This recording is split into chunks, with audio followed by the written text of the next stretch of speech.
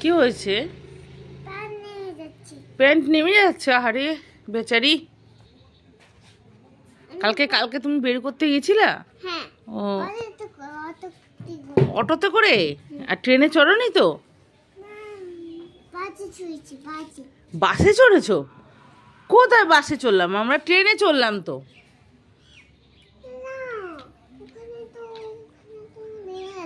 ওখানে কোনো ট্রেন নেই? কি বলে, ওখানে কি বাসে চড়েছে?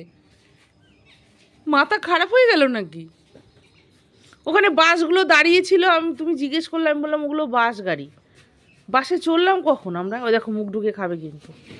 আমি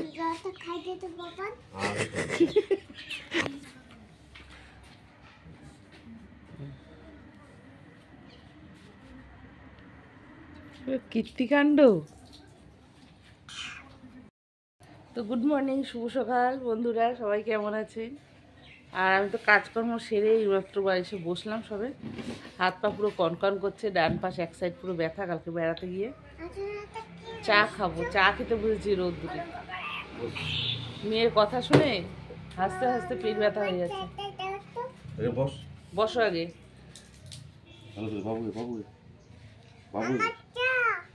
তুমি চা খাও?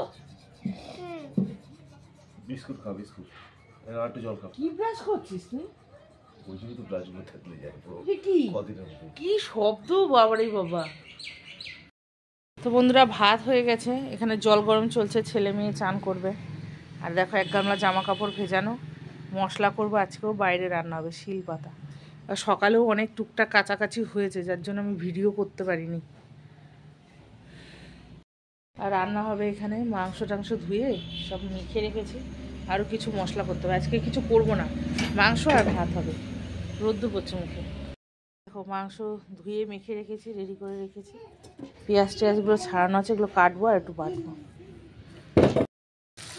তো বন্ধুরা, এখানে পেঁয়াজটা ভাজে দিয়ে দিলাম, আর এখন এই আদা রসুন আর এই লঙ্কা কটা বেটে নেবো শিলে। চলো, ওটা খাওয়া যায় নাকি? তুমি খেতে পারো নাকি? দাও। কি করলি মিশু না?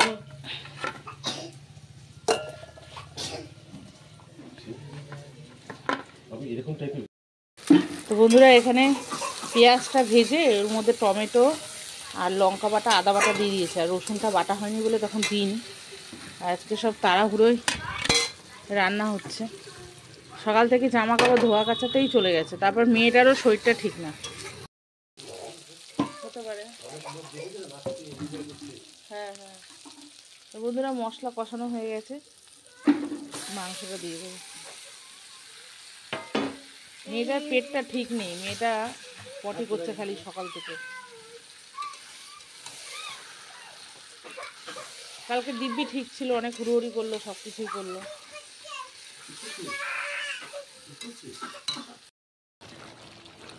ধোয়ায় ধোয়া হয়ে গেল, একদম সাদা হয়ে গেল। তো বন্ধুরা, মাংস কষানো চলছে, আর মাংসটা একদম শুকনো শুকনোই করবো। অল্প জল দিয়েছিলাম সামান্য, আর ঢাকা দিয়ে দিয়ে রান্না করছি যাতে তাড়াতাড়ি সেদ্ধটা হয়ে যায়। আলু টালু আজকে কিচ্ছু দিইনি। আর এখানে হচ্ছে বেগুনটা কেটে রেখেছি, আর কাঁচকলাটা এটা ভাজবো, আর একটু ডাল সেদ্ধ করবো।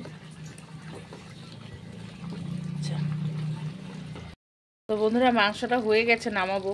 আর আগে গুঁড়ো করে রেখেছিলাম গরম মশলা, অল্প সামান্য ছিল, তাই একটু দিয়ে দেবো। এটা মানে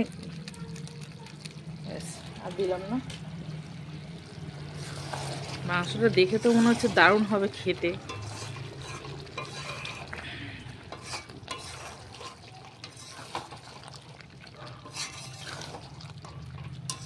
আর শুকনো করবো না, এটা একটু ভাত দিয়ে মেখে খেতেই লাগবে।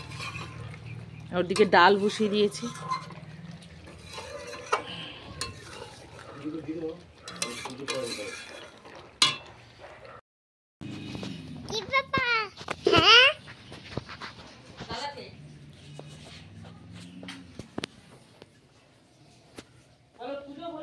পুজো হলো?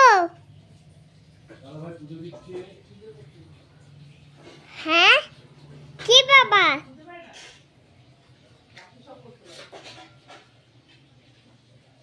হাই।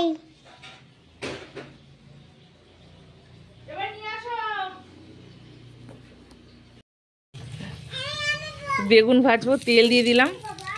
হ্যাঁ ঠিক আছে, আমি করবোও না। আমি ফোনটা হাতে পেয়ে জেঠুকে ফোন করেছে, আমি ফোনটা কেটে নিয়ে আসলাম ভিডিও করবো বলে। ওর মধ্যে ও খালি খেতে পারবে না, একটু চিনি টিনি দিতে হবে। রান্না কমপ্লিট, আর মিটি সোনা চলে এসেছে, বসে পড়েছে খেতে। দাঁড়াও দাঁড়াও, খাবো হ্যাঁ ফোনটা দাও তো দিচ্ছি দিচ্ছি দিচ্ছি, দাঁড়াও। দেখুন না না দাদা খেতে খেতে বন্ধ কর তাই হ্যাঁ। এই যে চিকেন, চিকেন মাংস, ডাল, কাঁচকলা ভাজা, বেগুন ভাজা। চলো। তো বন্ধুরা, জামা কাপড়গুলো ধুয়ে রাখা ছিল, মেলতে সময় পাইনি, এখন মেলবো। আর এইখানে এইমাত্র বাসন কোসন সব নিজে রাখলাম, এখনো উনুনটা ল্যাপা হয়নি, এখানে গরম জল করেছে। আর বাজে এখন 2:30। সমানে কি করে যাচ্ছে বলতো, ওরা ভুলিয়ে ফেলি, ওর থেকে খুলে রেখে দিতে হবে বাসিটা। আর শুকনো জামা কাপড়টা একটু তুলে দিস, আসছে একটু পরে। কারিটা গাড়িটা পড়ে গেছে, পরে তুলবো, ওখানে নোংরা রয়েছে তো, আমি এখন তুলতে পারবো না। তুমি খাবারটা খেয়ে নাও। তো বন্ধুরা, ছেলে তো পড়তে চলে গেছে, আর আমি আসলাম একটু সামান্য ভিডিও করতে, অল্প বেশি বড় করব না, কারণ ভিডিও অনেক বড় হয়ে যাবে। তো কাল তো বিবাহবার্ষিকী গেল আমাদের, 17 বছরে পড়লো বিবাহিত জীবন আমাদের, 16 বছর পার করে 17 বছরে পড়লো। তো দেখতে দেখতে কিভাবে পার হয়ে গেল। আর বলে না, উচ্ছুরি তোর বিয়ে, একটা কথা আছে না, 1 সপ্তাহের মধ্যে দেখাশোনা, এক বৃহস্পতিবার দেখাশোনা হলো, পরের বৃহস্পতিবার বিয়ে হলো। এরকম একটা পরিস্থিতির মধ্যে বিয়ে হয়েছিল। তা বাড়ির থেকে যেরকম দেখে দিয়েছে সেরকম, মানে তখন তো সেই সময় যে পছন্দ করব না করবো এরকম কোনো ব্যাপার ছিল না। আজকে অনেক জামা কাপড় কেচেছি, সব এক জায়গায় জড়ো করা, এখনো সময় পাইনি গোছানোর।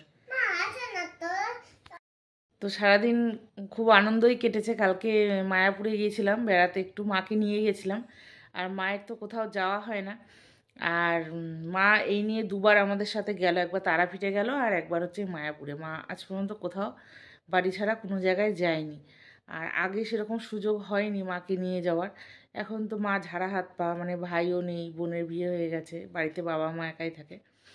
তো মাকে বললাম যে চলো, আস্তে আস্তে শরীরও অসুস্থ হয়ে যাচ্ছে, কোথাও যাওয়া হবে না। আর তার মধ্যে আমরা করোনা করে তো বহুদিন কোথাও যাইনি, তারপর সেরকম সুযোগ হয়ে ওঠেনি যাওয়ার। তো আমার শাশুড়ি অসুস্থ ছিল, এইসব ব্যাপার নিয়ে হঠাৎ করে কোথাও যেতে পারতাম না। গিয়েছিলাম দীঘাতে, কিন্তু দীঘাতে তখন মাকে নিতে পারিনি, ননদ নন্দাই এরকম আরও যেরকম বিভিন্ন লোকের সাথে গেছি, সেখানে মাকে নেওয়া যায় না আর কি। তো আমরা নিজেদের মতন গেছি, এখানে মাকে 2 জায়গায় নিয়ে গেছি। ভবিষ্যতে দেখি আরও চেষ্টা করব নিয়ে যাওয়ার। আর কালকে ফেরার পথে 2টো চাদর কিনেছি, গায়ে দেওয়ার দেখাচ্ছি। এই যে গায়ে দেওয়ার উলের, সবসময় গায়ে দেওয়ার জন্য নেওয়া হয়েছে আর কি। আমার জন্য একটা নিয়েছি, মায়ের জন্য একটা নিয়েছি। মায়ের রঙটা হলুদ আর সাদা, আর আমারটা এই গোলাপি দুধে আলতা সাদা। এই এর আগে একবার গিয়েছিলাম মায়াপুরে, তখন ওইখান থেকে আবার এই চাদরটা নিয়ে এসেছিলাম সবসময় গায়ে দেওয়ার জন্য। আগে একটা ছিল বাড়িতে, এখনও রয়েছে, বিয়েতে পেয়েছিলাম, লাল টকটকে এই চাদরটা। তো বহু বছর গায়ে দিয়েছি, চাদরটাতে কিচ্ছু হয়নি। তাই আমি বললাম আর এই চাদর গায়ে দেওয়া যাবে না, বয়স বাড়ছে, আর ওই টুকটুকে বইয়ের মতন। এটাও ওই রকমই হয়ে গেল, দুটোই ছিল নেওয়ার মতন, আর ছিল না ওই দোকানটা। অনেক দোকান দেখতে দেখতে দেখতে দেখতে ওই দোকানে এসে এটা পছন্দ হলো। তো ভিডিওটা এই পর্যন্তই, আর বড় করব না। সবাই ভালো থাকবেন, সুস্থ থাকবেন, দেখা হবে পরের দিন অন্য একটা নতুন ব্লগে। আর যারা ইউটিউব থেকে দেখছেন তারা প্লিজ একটু সাবস্ক্রাইব করবেন।